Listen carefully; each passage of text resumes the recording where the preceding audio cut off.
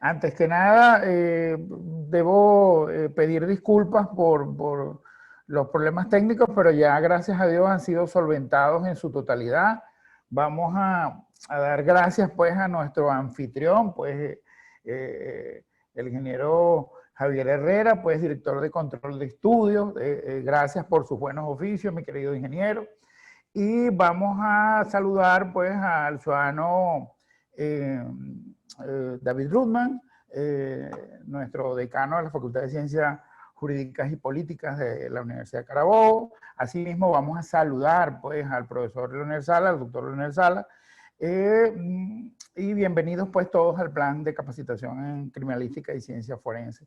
Yo pues les saluda Carlos Salas, para los que no me conocen, yo soy Carlos Salas.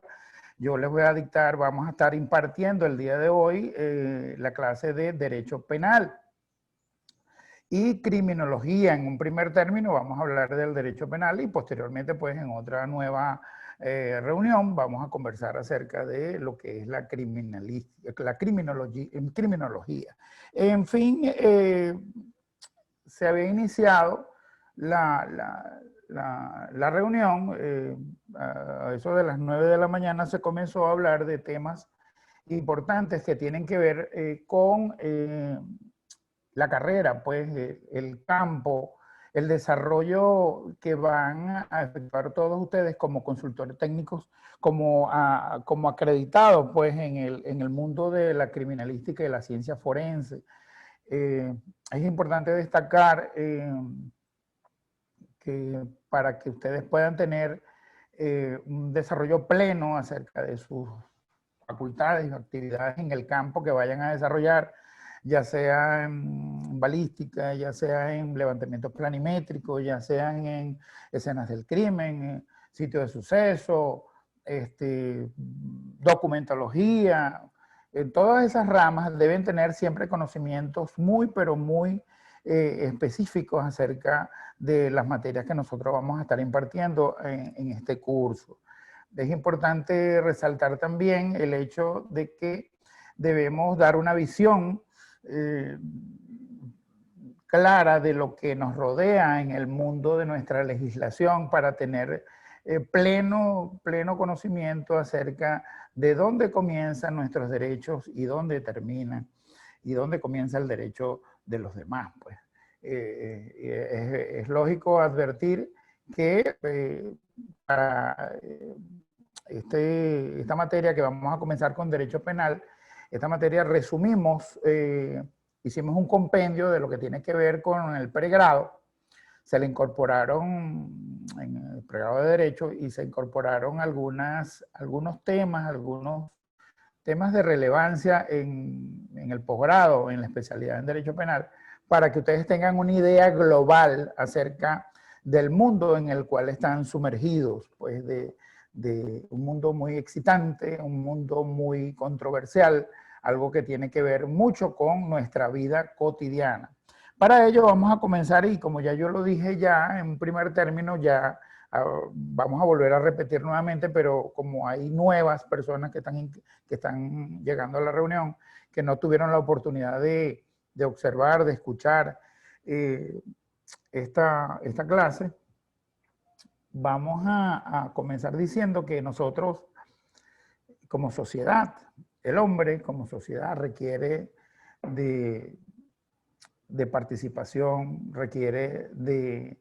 El hombre no puede vivir solo. El hombre evidentemente tiene la necesidad de vivir en sociedad. Y por eso nace pues a través de nuestros estudiosos, nace la idea de la concepción de algo que nos regule nuestras actividades en sociedad. Por eso aquello de que nadie puede vivir pues sino a través de una regulación objetiva y subjetiva de normas que de verdad regulen nuestra conducta dentro de esa sociedad. Podemos comenzar con aquellos principios de derecho público donde nos dicen que el Estado es la nación jurídicamente organizada, pues.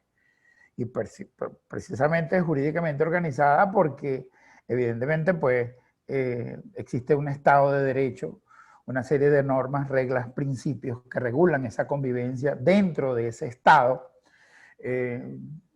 asimismo una ley fundamental, una norma constitucional, una carta fundamental, que es la que nos regula desde el punto de vista social, todo lo que es nuestra manera de ver nuestros derechos, nuestras obligaciones, nuestros principios, y se le llama ley fundamental porque es la norma que por excelencia es la que a todos vamos a estar ceñidos como un orden, como el orden del Estado, como el orden que regula pues nuestra actividad desde el punto de vista normativo, desde el punto de vista legal, desde el punto de vista de nuestra legislación.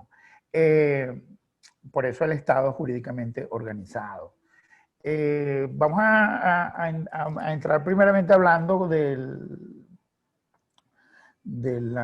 doctrinario Hans Kelsen, con aquello de la invención y de la formación de las normas y de la creación de aquella figura del derecho. Él alega, crea una teoría en su estudio por el derecho y se señala pues precisamente que el derecho pues básicamente una regulación normativa, como dice la primera diapositiva, para él el derecho es puro, por eso la teoría pura del derecho, en el sentido de que no tiene contaminación, no tiene aditivos, no tiene ningún tipo de ingredientes de parte de otra ciencia. El derecho es único para él. Y por eso no tiene influencias de la sociología, no tiene influencias de la filosofía, no tiene influencias de ningún tipo de ciencia. Dice, para él el derecho es puro. Es evidente pues que el derecho para él es único y por eso él crea esta teoría pura donde cataloga las normas jurídicas pues como el sentido de un acto con el cual se ordena o permite, y en especial se autoriza un comportamiento. Voy a hacerles una aclaratoria en el sentido de que estas diapositivas simplemente recogen un aspecto, porque el derecho es muy amplio. Ustedes deben tener conocimiento del derecho de una manera, deben ser muy estudiosos a los efectos de desarrollar más la capacidad que van a ir obteniendo, la técnica que van a ir obteniendo con estos conocimientos que se les están impartiendo en el desarrollo de su profesión, de su arte, de su ciencia que van a hacer en el campo del proceso penal venezolano. Como se lo dije, bueno, él luego habla de que esta creación de estas normas jurídicas, de estas leyes, de este ordenamiento que nos regula a nosotros en sociedad, son producidas, él habla de que son producidas por el Poder Legislativo, y es evidente que es así, puesto que nosotros tenemos el principio que habla de los poderes y el principio de separación de los poderes, y dentro de esta separación de los poderes está el poder dedicado pues a la creación de las normas jurídicas, como pueden observar ustedes, que serían en todo caso el Poder Legislativo. El Poder Legislativo evidentemente es el órgano por excelencia que evidentemente crea a través pues, de una serie de procedimientos que están fijados en nuestra ley fundamental para la creación de estas normas, crea las leyes en las cuales nosotros estamos bajo sometimiento por el ius imperium del Estado. Aquí tenemos a Hans Kelsen, que está su reseña. Lógicamente, como les venía diciendo, deben ustedes, si quieren profundizar más estos conocimientos, evidentemente a través de toda la red, a través de nuestra biblioteca virtual, a través de... es muy importante que tengan, el que quiera pues ampliar más sus conocimientos, lo haga pues a través de doctrina debidamente regulada pues y autorizada por nuestras universidades.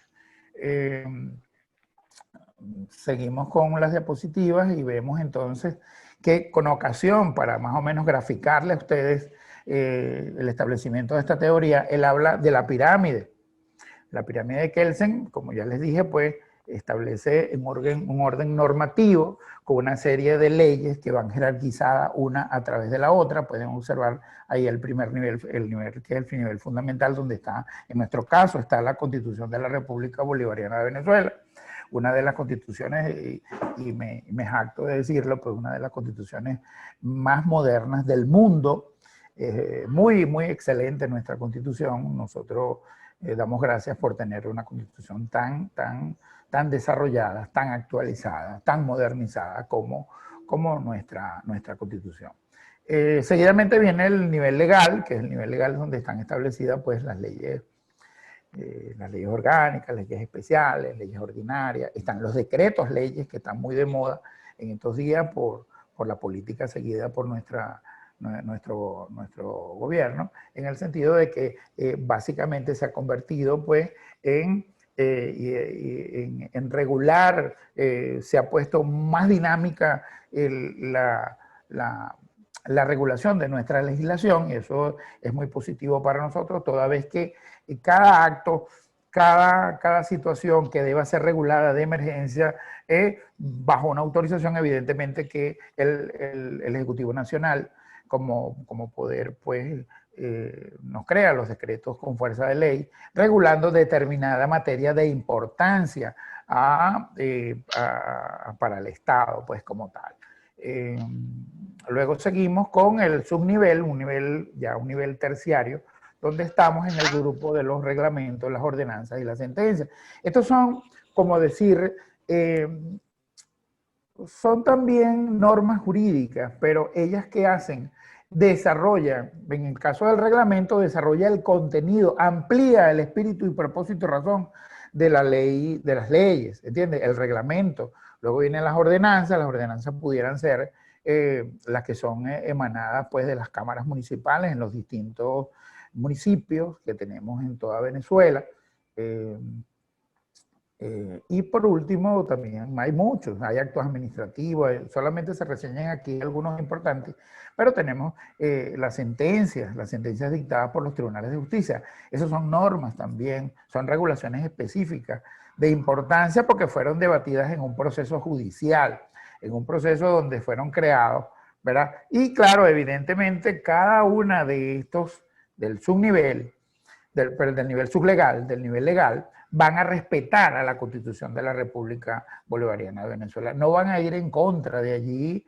De allí es muy importante nuestro Poder Judicial, en el sentido de que la Sala Constitucional, como máxima intérprete de la Constitución de la República, sanciona, anula, controla, por aquello del llamado, y valga la redundancia, el control difuso,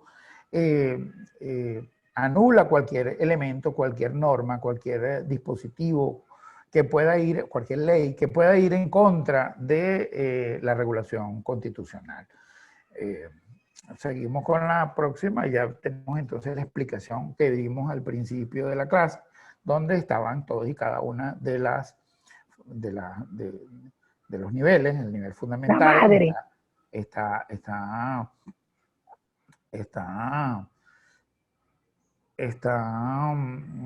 el preámbulo de la forma como está constituida la Constitución, donde están los principios que rigen, está la parte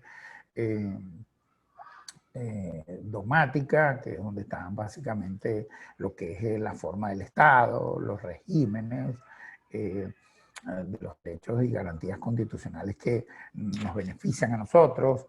Está la parte orgánica, que es donde está la organización propiamente del Estado, ¿entiendes? La organización de los poderes públicos. Y está una regulación especial en materia de tratados internacionales, en materia de derechos humanos. Yo quisiera hacerles una aclaratoria a ustedes en el sentido de que básicamente aquellos tratados que fueron debidamente autorizados, que fueron debidamente validados en la República, esos tratados internacionales en materia de derechos humanos básicamente están con rango constitucional y por ende no pueden ser violentados por ninguna ley que en determinado momento colida pues contra estos tratados. Adicionalmente, vamos a hablar entonces, ya hablamos del nivel legal, donde están las leyes orgánicas, como dijimos, están las leyes generales, los instrumentos jurídicos, tenemos los códigos, tenemos leyes especiales, y luego, como les digo, venimos bajando de niveles en nivel, y es importante también mencionarles a ustedes para que tengan conocimiento que cada estado en la República posee una constitución, ¿entienden? Y evidentemente, pues, cada municipio también tiene su regulación a través de las cámaras municipales y pueden dictar también esas normas, pero ya sería en este caso lo que son las ordenanzas, ¿ok? Luego viene el nivel sublegal, el final, el punto final, donde están los actos administrativos, donde están los reglamentos y todas esas cosas. Hay unas definiciones respecto de los acuerdos, de los convenios y de los contratos. Aquí está una imagen que pueden observar ustedes referente a lo que es la pirámide de Kelsen, como está más o menos establecida en nuestro sistema, con una serie de niveles, y sobre estos niveles se establece más o menos el orden jerárquico. Recuerden que ninguna de estas normas colide con la Constitución de la República y sucesivamente, y así sucesivamente. Por ejemplo, los reglamentos no pueden ir en contra de lo que establezca una ley ordinaria. Una ley ordinaria no puede ir en contra de lo que establezca una ley orgánica, una ley especial, y así sucesivamente. Todas es un orden jerarquizado, escalonado, con prescindencia, pues, de el carácter o el nivel que tiene cada uno. ¿Ok? Ya entramos entonces en el derecho, habríamos hablado del señor Kelsen, y habíamos hablado pues de su ley, su teoría pura del derecho como único. El derecho es puro, el derecho es único, no tiene influencia de ningún tipo de ciencia. Y ya caemos pues en lo que nosotros, en el punto 2 del tema que refiere al derecho, de esta compilación que se hizo para el curso, pues. Y hablamos de que aquí se dice claramente pues, que el derecho pues, es un sistema normativo que regula la conducta en la sociedad y tiene como base los principios de justicia y en un plano más complejo de igualdad. Es verdad, pues todos somos iguales ante la ley. Yo diría pues que en todo caso el derecho básicamente es un sistema de normas, regula la convivencia social y evidentemente permite resolver los conflictos de los intereses de relevancia jurídica. Eso diría yo que es el derecho. Bueno, para mayor ampliación de estos conocimientos, pues pueden ubicar las distintas tesis o las distintas definiciones que sobre derecho han hecho algunos doctrinarios internacionales o nacionales. Vamos a pasar como tercer punto, el derecho sustantivo. El derecho sustantivo, como ya lo veníamos diciendo, pues yo lo defino claramente como el conjunto de derechos y obligaciones que se encuentran, pues, a los cuales nosotros estamos vinculados por el orden jurídico. Y fijado por el Estado, pues entonces todos aquellos conjuntos, como les explico claramente, mire, todos aquellos conjuntos de derechos y obligaciones están inmersos en una norma. Esta norma, por eso nosotros hablamos del derecho sustantivo. El derecho sustantivo contiene la variedad de derechos y obligaciones que se fijan en el orden jurídico del Estado. ¿Ok? Estos derechos, estas obligaciones, ya presentes en el derecho sustantivo, como les explico, están a favor de la ciudadanía, a favor de los integrantes del Estado, de los ciudadanos, de los conciudadanos. Y bueno, como lo dice la reseña, están consagrados en el orden jurídico. Un ejemplo, Mire, hablando claramente en el derecho civil, nosotros tenemos establecidos en la institución del matrimonio, en el Código Civil, la institución del matrimonio existen deberes y derechos para los cónyuges. En el caso tal de que haya alguna violación, alguna alteración de estos deberes y derechos, el cónyuge afectado pidiera en todo caso y se ve en la necesidad de solicitar el divorcio. ¿A través de quién lo hace? ¿Lo hace a través del derecho sustantivo? No, en el derecho sustantivo está consagrada esa norma, ese derecho, ese deber. Tendría que acudir a lo que nosotros llamamos derecho adjetivo, ¿entiendes? ¿Qué es el derecho adjetivo? Es el conjunto de aquellas normas destinadas a garantizar el ejercicio de los derechos y el cumplimiento de las obligaciones, ¿verdad?, que están fijados, que están consagrados en el derecho sustantivo. Entonces, aquella persona que se ve afectada en su matrimonio, que requiere como última medida, como última resolución de su conflicto, peticionar el divorcio ante una jurisdicción, ante la jurisdicción civil. Entonces, ¿qué hace? Acude al derecho adjetivo. ¿Por qué? Porque en el derecho adjetivo están todas aquellas normas destinadas a desarrollar, a poner en movimiento ese derecho sustantivo al cual pretende hacer valer el cónyuge afectado. En este caso, pues, sería pues el divorcio, peticionar el divorcio con vista a las causales taxativamente señaladas en el 185. Bueno, hoy en día la jurisprudencia ha variado esa conceptualización en Venezuela respecto de las causales de divorcio. Ha fijado pues una serie ha hecho una modificación, pero ya eso es cuestión que tiene que ver en otro campo, en otra materia. Pero efectivamente nosotros la manera de ejercitar ese derecho sustantivo, esas normas, esos derechos, esos deberes que están consagrados en el Código Civil, son desarrollados a través del derecho adjetivo. ¿Y dónde pudiéramos ubicar el derecho adjetivo de esas normas? Pudieran estar en el proceso civil venezolano, y eso podemos ubicarlos en el Código de Procedimiento Civil. Allí en el Código de Procedimiento Civil se establecen la manera, la forma de hacer efectivo el ejercicio de nuestro derecho a divorciarnos en todo caso. Pues como estamos hablando del punto. En materia penal, pudiéramos hablar, supongamos la comisión de un hecho punible, se infringió la norma penal. Evidentemente, pues nosotros podemos observar que en materia penal, en nuestro Código Penal, en nuestras leyes especiales en materia penal, pudieran estar consagrados la serie de hechos punibles que están consagrados, tipificados, establecidos como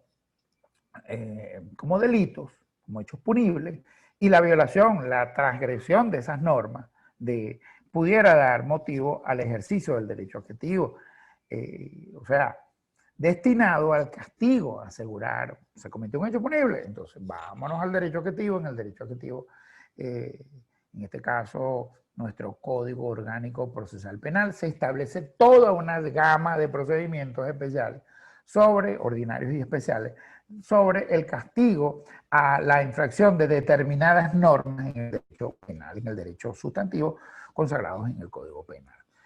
Bueno, espero claro que les haya quedado claro esta conceptualización que hemos hecho acerca del derecho sustantivo y el derecho objetivo, porque vienen las normas de orden público. ¿Entiendes? Las normas de orden público, la manera de explicarles para que ustedes entiendan claramente lo que debemos saber, lo que debemos precisar acerca de las normas de orden público. No es que nos vamos a ir a la calle a alterar el orden público. No, no, no, no, no, no. No trata de absolutamente nada de eso. Las normas de orden público son aquellas normas, son aquellas regulaciones estatales, son aquellas leyes que evidentemente están impregnadas de un orden social y por lo tanto no pueden ser relajadas por convenios particulares. O sea, yo no puedo en determinado momento renunciar o o pasarla por un lado, por ejemplo. Vamos a darle ejemplos para que entiendan más o menos la idea de las normas de orden público. Como habíamos precisado el concepto, las normas de orden público son aquellas que no pueden ser relajadas por convenios particulares. Yo, Carlos Salas, no puedo, ¿verdad?, violentar una norma de orden público porque son de estricto cumplimiento. Ejemplos. Mira, yo eventualmente pudiera renunciar a mis prestaciones sociales, ¿me entiendes? Yo pudiera decir, mira, no, esa empresa trabajó, a la cual yo trabajé, se portó muy bien, me proveyó de todos los alimentos y me canceló todos mis salarios de una manera justa, responsable. Yo por eso, por tantos años de servicio que tengo en esa empresa, yo renuncio a mis prestaciones sociales. En este caso yo estaría renunciando a recibir prestaciones sociales, son normas de orden laboral. Bueno, resulta ser que yo en la mañana firmo el documento y a la mañana siguiente yo estoy demandando ante un tribunal laboral de la República mis prestaciones sociales. ¿Por qué? Porque son irrenunciables, porque son normas de orden público. No pueden ser relajadas por reglas, por convenios particulares. Yo no me puedo poner de acuerdo con mi patrono y negar ese derecho, porque ese derecho es intuita persona, ese derecho me pertenece, me asiste, ¿entiendes? Y por lo tanto yo no puedo negar ese derecho. Es igual que en materia inquilinaria. En materia inquilinaria las normas están revestidas de orden público, ¿verdad? El derecho penal igual. Yo no puedo por ningún motivo convenir en la comisión de un hecho punible porque eso es un delito, ¿me entiendes? O sea, yo como persona, yo ciudadano venezolano, no puedo ir en contra de lo que establezca las normas de orden público. Por eso es que quiero que tengan esa idea, pues esa visión. Son de obligatorio cumplimiento y por ende son de importancia, que no pueden ser relajadas por convenios particulares. Yo no puedo celebrar un contrato en contra de una norma de orden público donde yo la disminuya, donde yo le quite valor. ¿Por qué? Porque eso es irrefragable. Eso es de obligatorio cumplimiento. ¿Entiendes? Bueno, entonces ya entramos en el derecho penal, que era la parte que no habíamos visto. El derecho penal, ya lo habíamos dicho, que es una rama, pues, del derecho público, que regula la potestad punitiva del Estado. El Estado posee el ius imperium. El Estado tiene la capacidad de ejercer la coercibilidad. La coercibilidad no es más que la posibilidad lógica de que se cumpla la norma en contra de la voluntad del sujeto obligado. O sea, yo, como característica esencial, no puedo en ningún momento incumplir la norma, porque el Estado me va a someter a ella. Porque el Estado tiene algo muy importante, tiene un ius imperium, y no solamente el ius imperium, por el derecho viene dado el carácter de coercible de la norma. Las normas jurídicas están dotadas de coercibilidad, como ya les dije, que es una posibilidad lógica de someter a la persona, el sujeto obligado, al cumplimiento del supuesto de hecho que fija la norma. ¿Ok? Entonces, con relación a eso, ya tenemos que el derecho penal, pues, es un derecho público, una rama del derecho público, por supuesto, a través de la cual el Estado, ¿verdad?, asociando hechos estrictamente regulados, por supuesto, la norma regula todo lo que son los hechos punibles, ejerce su potestad punitiva. ¿Ves?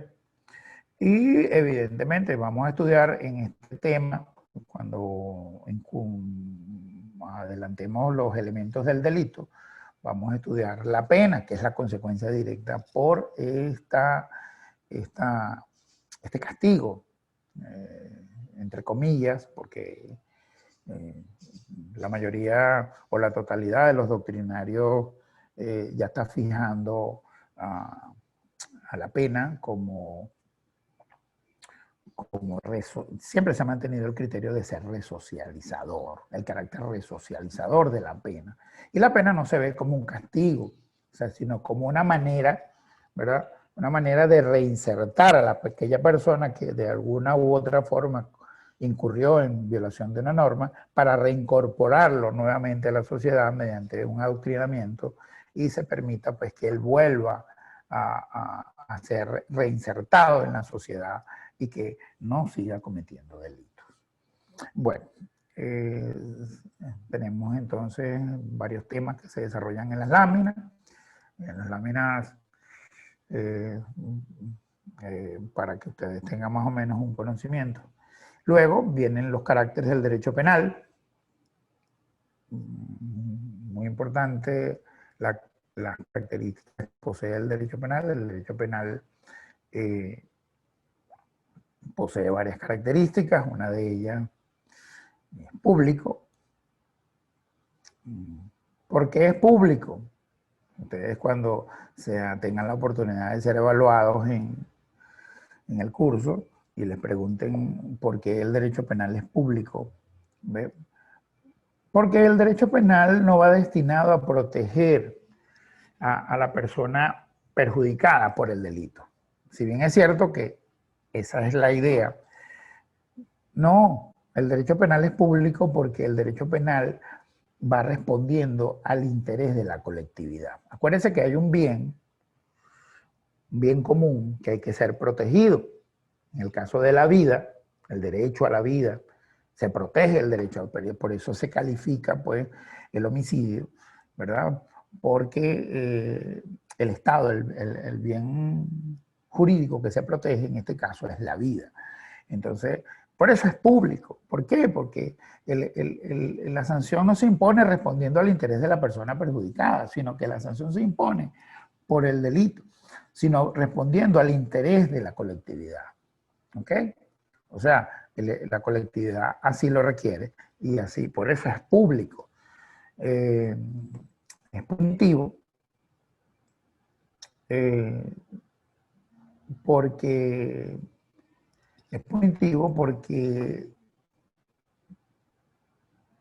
los ordenamientos jurídicos regulan determinadas materias, materia civil, materia mercantil, materia de tránsito, materia de inclinato, y a su vez, estos bienes jurídicos creados por otros ordenamientos jurídicos son protegidos por el derecho penal, ¿ok? ¿Entiendes? De allí que el derecho penal lo consideremos nosotros como accesorio, como secundario, en relación a las otras ramas del derecho, ¿ya? Por eso podemos considerarlo, porque de allí es que el derecho penal sea punitivo. Es discontinuo, evidentemente, porque no todas las situaciones se consideran punibles. Deben entender ustedes que todos los delitos concebidos, habidos, tipificados en la República, consagrados en una ley, son los que están precisamente en la norma. ¿Entienden? Fuera de esa regulación, lo que no esté establecido no es delito. Entonces, por ello que el derecho penal no prevé la intervención estatal en todas las situaciones, sino que especifica cuáles son las conductas que van a ser penadas, ¿verdad? ¿Ok? De acuerdo a los bienes que vaya a proteger, pues, ¿entiendes?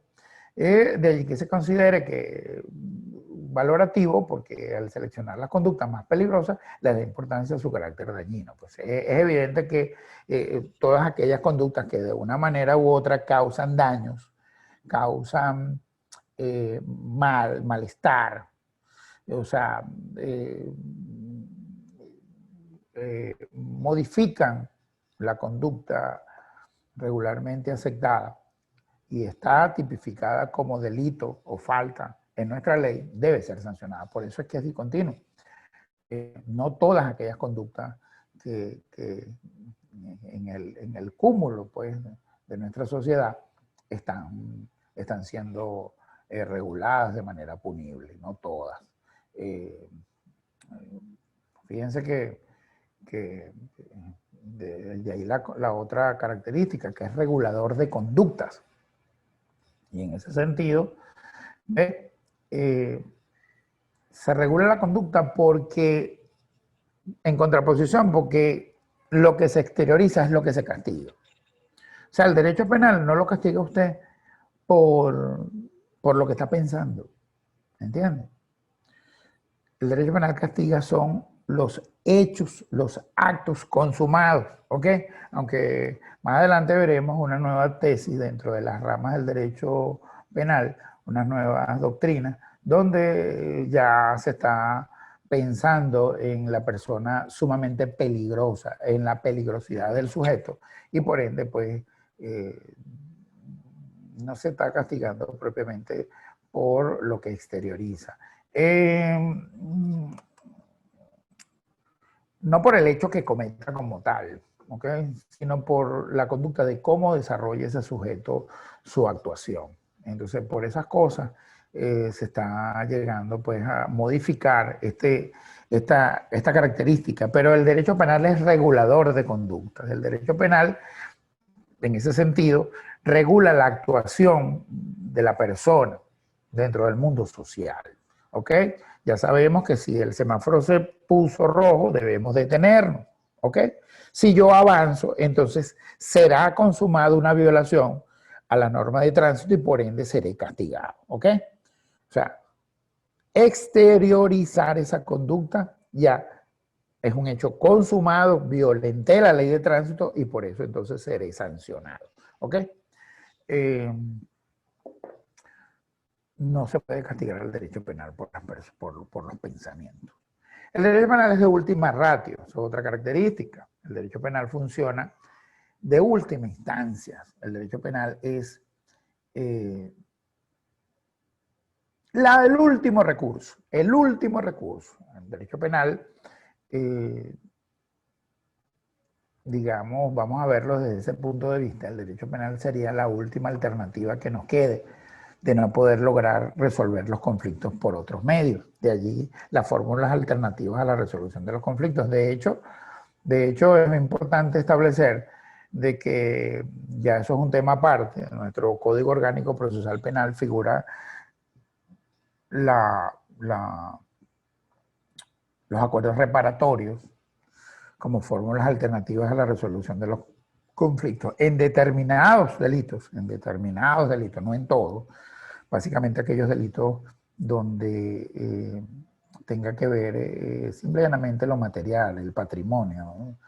Donde el bien jurídico protegido sea disponible, sea de carácter disponible por parte de la víctima.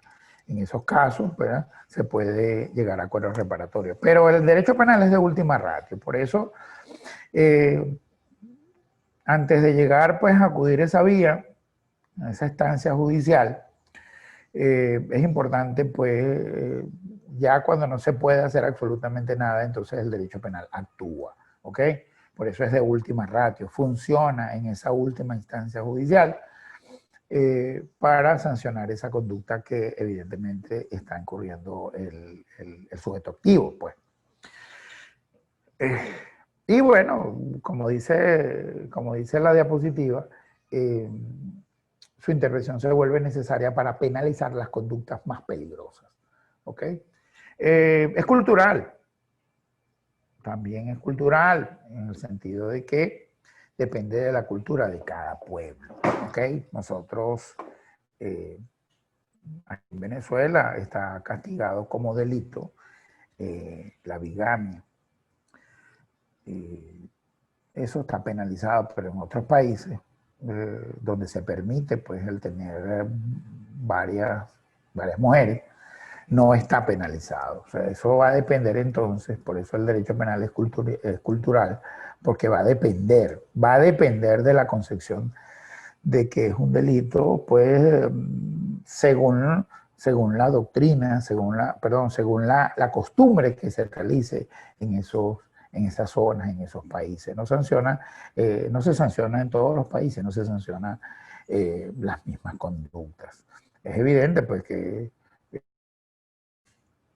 esas conductas pueden ser modificadas, pueden ser elevadas, ¿no? O quitarles el carácter penal, si en determinado país está sancionada, de acuerdo a al desarrollo de esa sociedad, pues, de esa sociedad como tal. Es normativo, por supuesto, ya dijimos, pues, Ok, entonces habíamos quedado en que es normativo, efectivamente es normativo. ¿Por qué razón? Porque una norma determina las conductas permitidas y las prohibitivas. O sea, si no está en la ley, no es delito. Si no se encuentra establecido en la ley como delito, como falta, como medida de seguridad, entonces no es delito. Y por lo tanto es permisible, pues. Es cultural, ya habíamos hablado de, perdón, se me pasó a cultural, normativo, ahora viene finalista. ¿Cuál es el finalista? Tiene un objetivo específico, un fin colectivo. Como ya les hablé, por ejemplo, en el caso del... ¿Qué bien jurídico se protege en el robo? Bueno, simple y llanamente, pues el objetivo específico y colectivo de mantener el bienestar de la comunidad es evitar el derecho, es proteger el derecho de propiedad, evitar el robo, ¿entiendes? Castigar el robo como tal. ¿Entiendes? Y por lo tanto se está protegiendo, ¿verdad? Se está protegiendo el bien jurídico de la colectividad, un bienestar de la comunidad para garantizarle la justicia en el caso tal de que se cometa un delito y este orden social sea vulnerado, entonces el Estado entra a castigar, pues. Por eso es finalista. ¿Cuál es el bien específico? Es un fin colectivo, ¿entiendes? Eh, tenemos muchos bienes jurídicos que protege el Estado a través del derecho penal y bueno, y ese sería pues el fin finalista. Es personalísimo, evidentemente, si yo cometo un delito, yo debo ser castigado. O sea, es intuito persona, pues se castiga precisamente a la persona que incurrió en delito. No se va a castigar al mamá, al papá, al sobrino, al tío. No, al que comete, al que transgrede la norma. ¿Entiendes? Castiga exclusivamente a las personas que cometieron, que infringieron el delito, el hecho punible. Entonces, ¿es proporcional? Evidentemente, ahí esta es otra tesis que se está manejando a nivel doctrinario, porque el derecho penal se hizo, evidentemente, para el poder punitivo del Estado, castigar, castigar. Y ese castigo debe ser un castigo resocializador. Y en atención a esa normativa, en atención a ese principio de la proporcionalidad, nosotros debemos castigar con vista al delito cometido. O sea, pareciera injusto que nosotros, un delito, por ejemplo, el delito de hurto. Delito de hurto, bueno, el delito de hurto no contiene violencia. El delito de hurto es la sustracción, ¿entiendes? Sustracción, sin violencia. La persona básicamente no se da cuenta que le están sustrayendo los objetos o el bien determinado. Ese delito tiene una pena, oscila entre de 2 a 4, 4 a 8, depende. Eso es un delito pues que no contiene violencia. El robo, sí, la pena eleva a 10 años, 10, 17, 10 a 20. El homicidio, por supuesto, también eleva la pena. Pero entonces no vamos a ponerle a una profesión indebida calificada, una profesión indebida simple, vamos a colocarle 30 años. No, porque es un delito menor. Por eso la proporcionalidad. La pena va con vista al delito que se comete. Y el delito que se comete intrínsecamente va generando cuál es el daño que produce. Si ese daño es fuerte, es elevado, ¿entiendes? Entonces se aumenta la pena. Si ese daño es un daño menor, es un daño considerable, menos considerable, entonces se le aplica una pena a ese delito, una pena menor. ¿Entiendes? Por eso es que el delito es proporcional. Se basa pues en base al principio de la proporcionalidad, las sanciones o castigos se aplican de conformidad con los delitos que se cometan. Pues no puede ser que un homicidio puede tener la misma pena. De hecho, el homicidio calificado, cuya pena es de 15 a 25 años, no puede ser lo mismo aplicar una pena a una persona que, sabiendo la intención, cometiendo el delito, a sabiendas de que iba a ocasionar el daño de la muerte, el animus necandi, matar a una persona, ¿verdad? No puede ser lo mismo que aquella que no tuvo la intención de hacerlo. en el caso dado de los accidentes de tránsito, los accidentes donde se castiga el homicidio culposo. El homicidio culposo tiene una pena muy por debajo de la del homicidio calificado, porque uno es con intención, el otro no hay dolo, no hay intención. Ok, entonces pasemos entonces a unas pequeñas corrientes de las que yo le estaba haciendo referencia y vamos a ver la primera corriente del derecho penal máximo. Son sencillas. El derecho penal máximo es una corriente en la cual el derecho penal es absoluto. El derecho penal es autoritario, es fuerte. Es como, digamos, es como el derecho cerrar más, aplicar más la fuerza sobre el castigo. Ese es el derecho penal máximo. El derecho penal en este sentido no está sujeto a limitaciones de ningún tipo, ¿verdad? El ejercicio es amplio, es absoluto, es autoritario. Y bueno, se aplica con fuerza. Pues aquí el principio de la proporcionalidad no tiene límites, ¿ok? Aquí básicamente el derecho penal máximo es aplicar rigurosamente la norma penal, ¿ok? La otra corriente es la de derecho penal mínimo, que tiende más a ser un derecho penal humanizado. Parece una utopía, pero es verdad, el derecho penal debe convertirse, lejos de ser, ya Europa ha estado desarrollando técnicas muy importantes en materia de criminología, eso lo vamos a ver en criminología, en política criminal, en prevención general, en prevención especial, la vamos a ver más adelante. Y ellos han observado esta aplicación del derecho penal mínimo, de manera que las sanciones que se impongan sean más bien como de manera de establecer un control social más eficaz, pero minimizado, ¿entiendes? Eso es como rebajar, como disminuir la fuerza del ius puniendi, de manera de que la persona en su sanción, en la pena que se imponga, sea más bien resocializadora al 100%, de tal manera de que se dé cuenta el sujeto, el infractor de la norma, de que no debe volver a cometer el delito. O sea, y de esa manera se resuelve el conflicto planteado. Hay maneras, existen maneras de poder castigar, entre comillas, la infracción de estos delitos de una manera más sana, de una manera más ejemplar, pues atendiendo al derecho penal mínimo, un derecho penal humanizado, atendiendo al valor real de los derechos humanos de las personas. Pues. ¿Entiendes? Eso es un criterio muy particular y bueno, yo pienso que en Venezuela nosotros el derecho penal se encuentra desplegado en su máxima representación y se está haciendo todos los esfuerzos para que nuestro derecho penal vaya siempre enmarcado dentro de las nuevas políticas actuales. Damos la bienvenida a nuestro decano, que lo estoy observando en este momento. Muchas gracias, un agradecimiento a él por todo el desarrollo, la actualización de nuestra universidad. Es el hombre que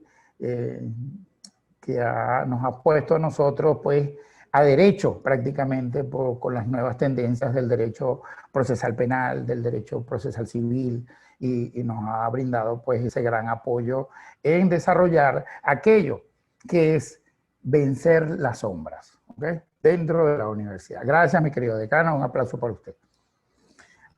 Bueno, vamos a continuar ahora entonces con una corriente que vamos a criticarla mucho en el sentido de que algunos doctrinarios mantienen la teoría del derecho penal del enemigo. Yo no estoy de acuerdo con la tesis del derecho penal del enemigo, la respeto en lo sumo, y simplemente debería aplicarse con una nueva forma de implementación, o sea, con correctivos especiales y que tiendan siempre al respeto de los derechos humanos. Buenos días, Carlos. Buenos Disculpa días. que me meta, pero es que me acaban de dar el audio. Un gran saludo a Perfecto. todos, distinguido amigo Carlos, querido amigo Leonel, querido estudiante de nuestro curso hoy dominguero, no sabatino, de Ciencia Forense y Criminalística. Extraordinariamente hemos programado el curso para hoy domingo, por cuanto ayer teníamos el aula virtual ocupada en las cuestiones propias del curso introductorio. Bueno, bienvenido a toda esta nueva modalidad. Hoy dificultoso porque apenas estoy conectado en mi teléfono porque no sé qué pasa con la computadora convencional, cuestiones que pasan en el día. Que sea una jornada de provecho, Dios los bendiga a todos. Amén. Un gran saludo, continúen con Carlos y bueno, que pasen un feliz día y un buen domingo en el Señor. Saludos a todos. Saludos. Gracias, querido decano. Bueno, continuamos con la clase y estábamos hablando del derecho penal del enemigo, ¿ok? El derecho penal del enemigo es una de las corrientes que ha habido revolucionado pues al derecho penal. Y bueno, yo no sé si ustedes recuerdan, se puso muy en boga con lo de las Torres Gemelas. Lo de las Torres Gemelas.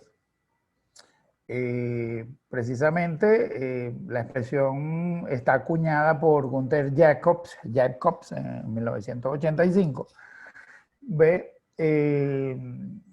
Él primeramente la utilizó pues, en las normas del Código Penal alemán y sancionan pues, penalmente conductas sin que se hubieran afectado el bien jurídico. O sea, básicamente están castigando el pensamiento. O sea,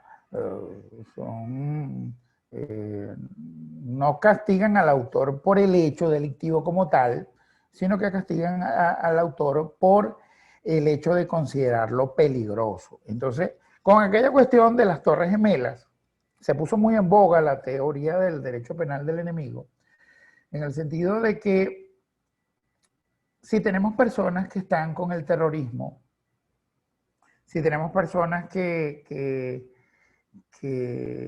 manifiestamente están atacando la estabilidad de un país, de una sociedad, de un bien jurídico como es el de la vida, causando estupor, causando terror, causando estragos en nuestra sociedad.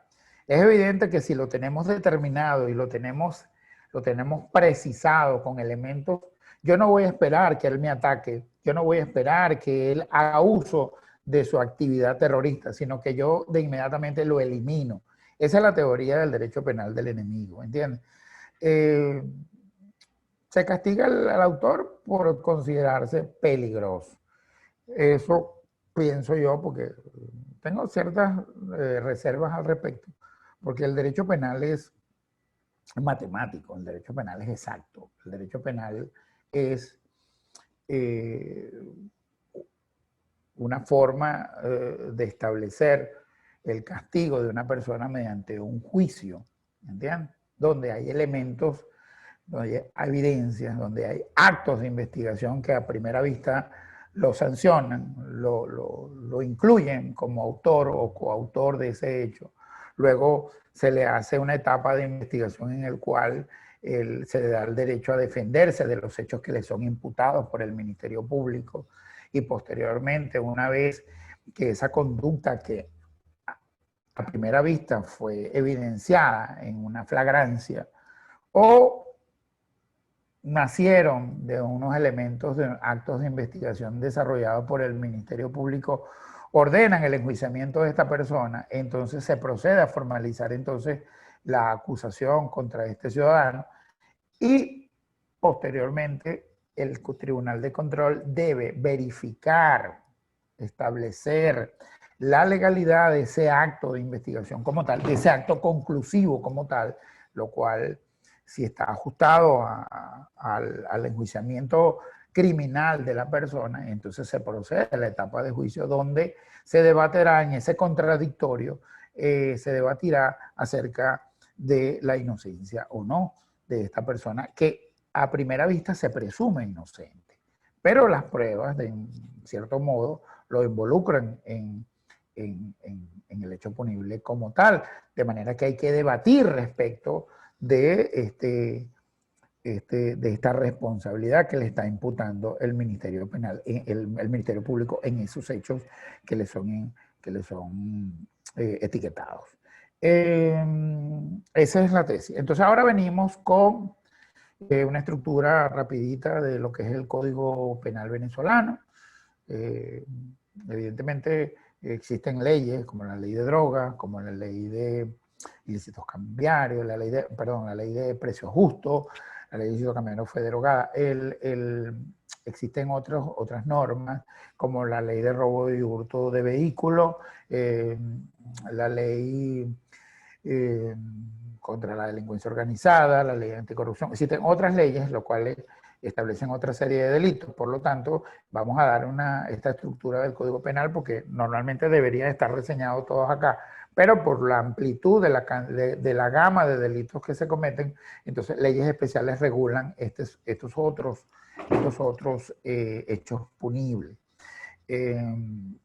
Aquí tenemos más o menos para que ustedes se den una idea de cómo está estructurado el Código Penal. Vamos a entrar ahora a lo que es la materia como tal. Vamos a estudiar el delito.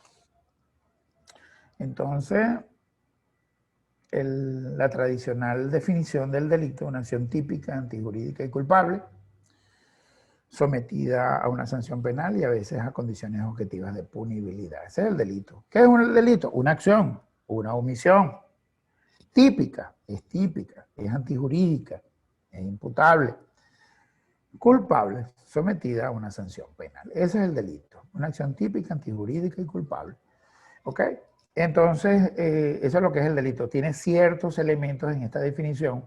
Se establecen estos elementos y aquí los podemos observar claramente cuáles son los elementos. Hay elementos positivos y elementos negativos. Les explico lo siguiente. Si se comete un delito, estaríamos hablando de un acto. Ese acto es una acción. ¿Ok? Vamos a hablar del robo. Si hablamos de robo, el robo indica, pues, el apoderamiento a través de la violencia, ¿verdad? Yo despojo al sujeto, ¿verdad? Mediante una acción. Hay delitos donde hay ausencia de acción, ¿ok? Donde no hay acción. Puede ser que por una omisión se cometió un delito. Uno de los delitos más relevantes de hoy en día es aquellos delitos donde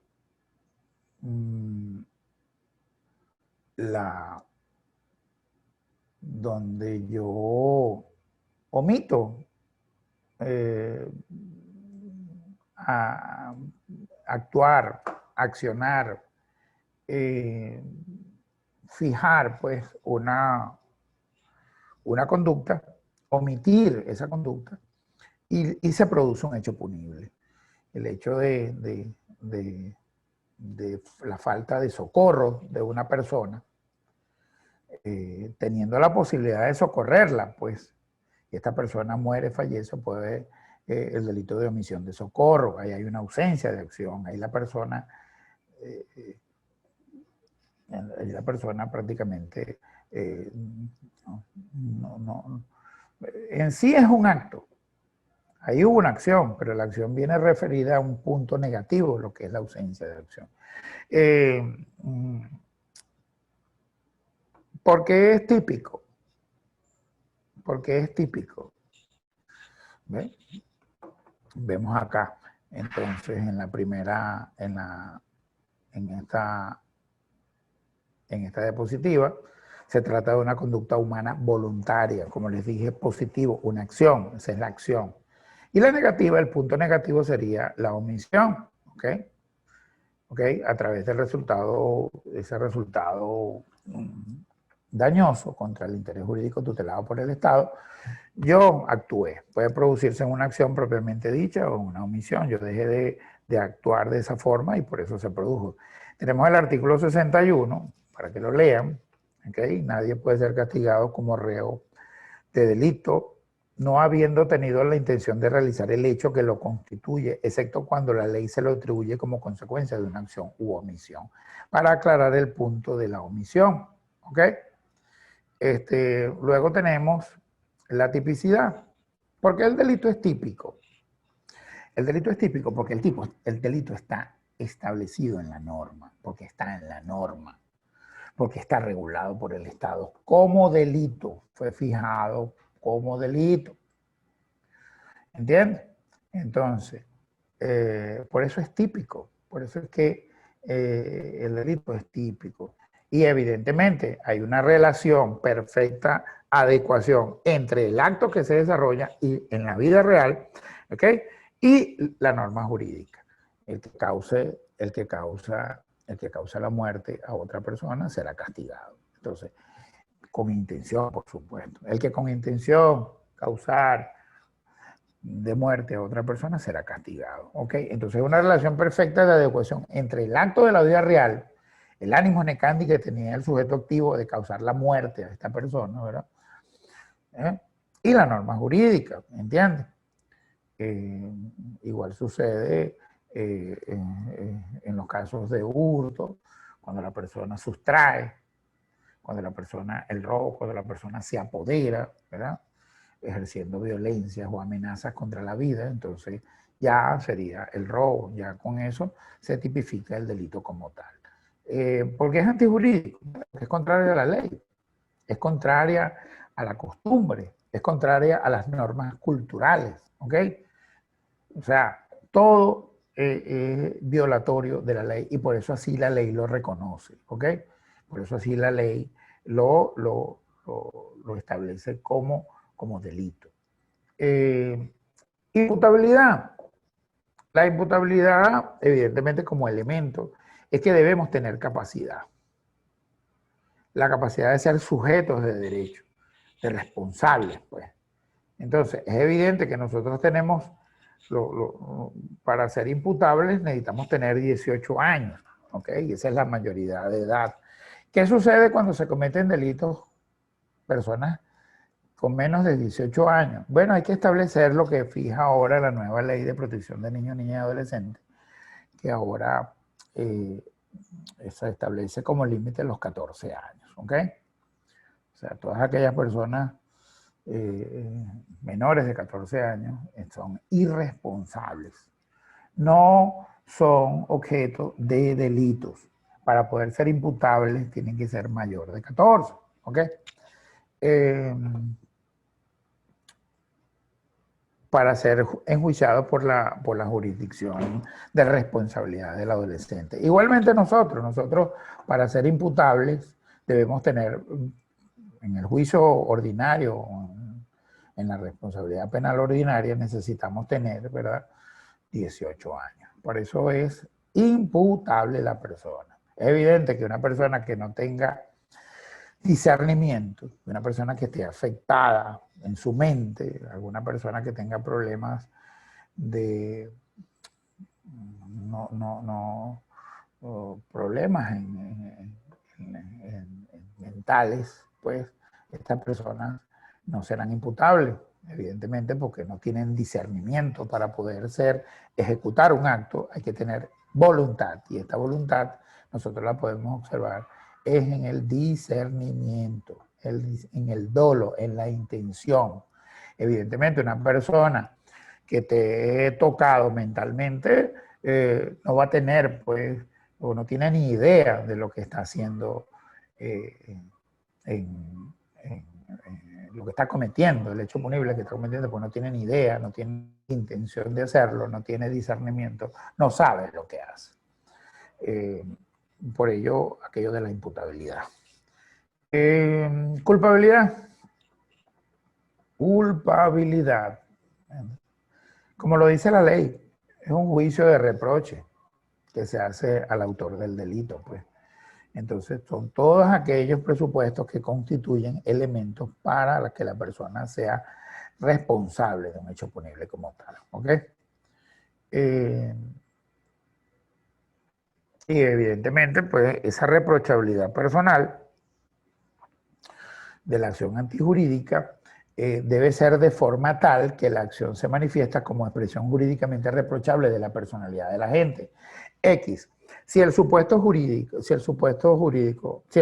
de hecho y la consecuencia jurídica de la norma indican que uno está en curso dentro o la persona está en curso en ese juicio de reproche, entonces hay culpabilidad, ¿verdad? Dirige al sujeto por haber violado en determinado momento el comportamiento al cual de los deberes que están fijados en el ordenamiento jurídico, ¿ok? Por eso la culpabilidad.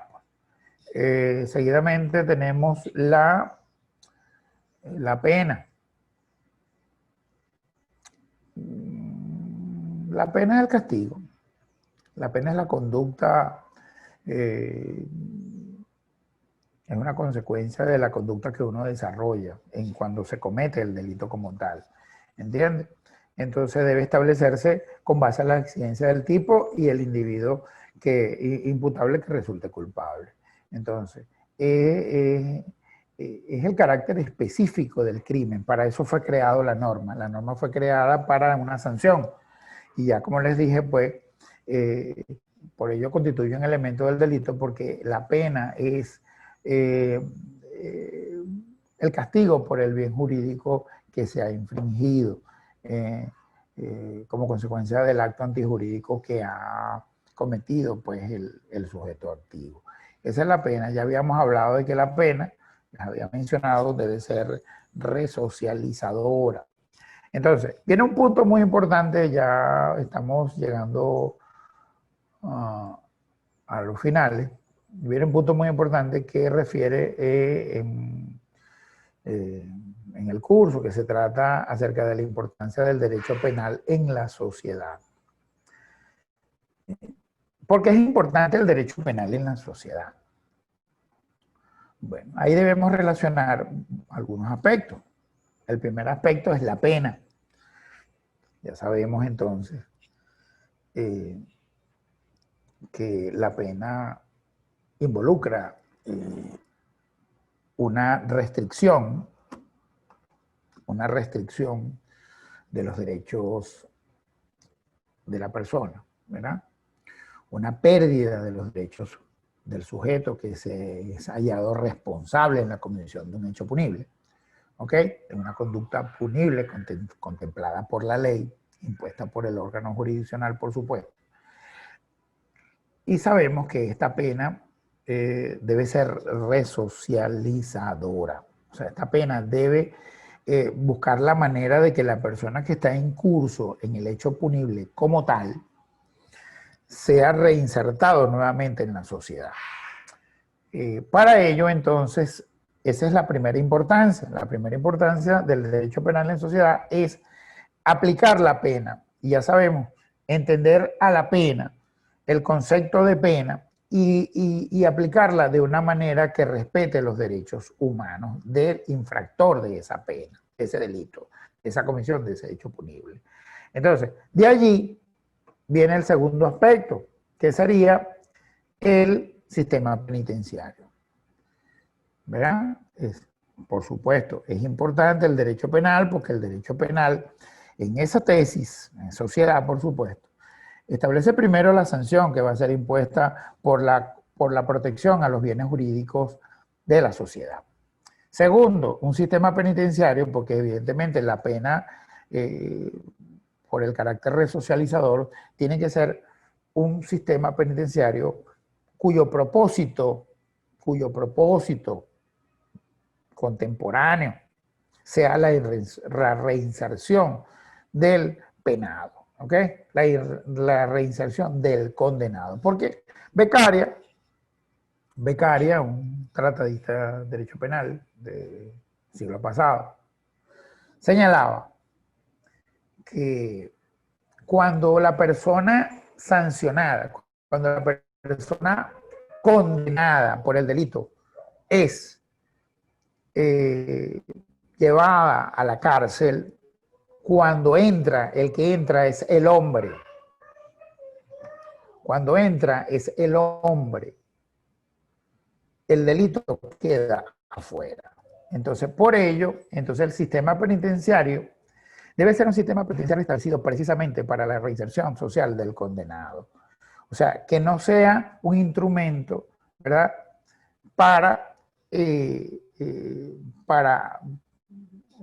debe ser un instrumento que rebaje la criminalidad, no que la aumente o la perciba, ¿ok? O la aumente. La persona, una vez que cumpla con esa pena, una vez que sale, que le paga al Estado el castigo que le fue impuesto, esa persona debe estar dentro de los parámetros necesarios para no volver a reincidir. Por eso es importante el derecho penal en la sociedad. Y por supuesto, como ya lo hemos trillado bastante, el carácter retributivo, resocializador, vamos a ver de esto lo que nosotros llamamos en política criminal las teorías preventivas para evitar el delito. Y eso es donde está la política criminal, que es la política que imparte el Estado a los efectos de minimizar en